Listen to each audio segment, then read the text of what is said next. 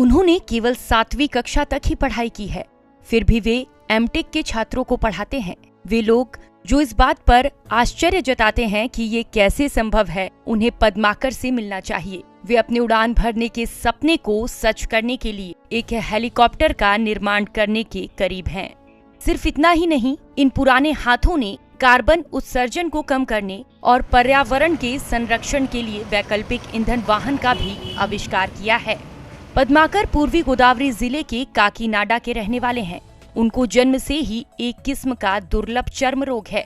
साथी छात्रों द्वारा उनकी इस हालत का मजाक उड़ाए जाने के बाद उनका स्कूल जाना बंद हो गया।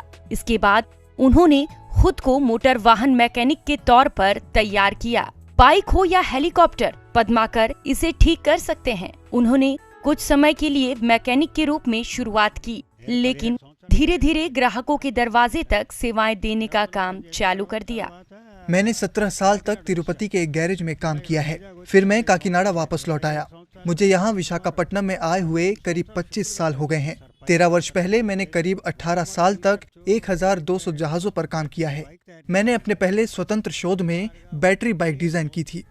वायु प्रदूषण को कम करने के वास्ते अपने हिस्से का कार्य करने के लिए पद्माकर ने बैटरी से चलने वाली कार डिजाइन की। तब से उन्होंने बैटरी और सौर ऊर्जा से चलने वाली 600 गाड़ियां डिजाइन की हैं। इन वाहनों का इस्तेमाल आंध्र प्रदेश और तेलंगाना के सैकड़ों इंजीनियरिंग कॉलेजों में पाठ्यक्रम के एक भाग के रूप में किया जा रहा है।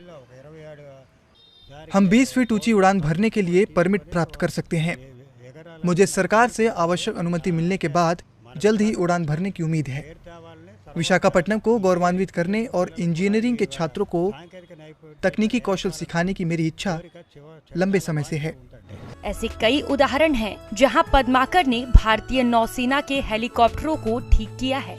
इन अनुभवी व्यक्तित्व के जीवन का लक्ष्य है कि वे हेलीकॉप्टर बनाएं और उससे विशाखापट्टनम के आसमान में उड़ान भरें। यहाँ तक कि उन्होंने नवीन आविष्कारों को बढ़ावा देने के लिए Padmakar institute of research and development नामक एक संस्था की भी स्थापना की है। हमने लगभग सभी इंजीनियरिंग कॉलेजों के लिए मैकेनिकल प्रोजेक्ट्स किए हैं। मैं पद्माकर के काम को करीब से देखता हूं और उनसे सीख रहा हूं। उनके लिए पैसे से ज्यादा ज्ञान और काम कीमती है। पद्माकर ने केवल 7वीं कक्षा तक की पढ़ाई की, फिर भी वे एमटेक के छात्रों को पढ़ाते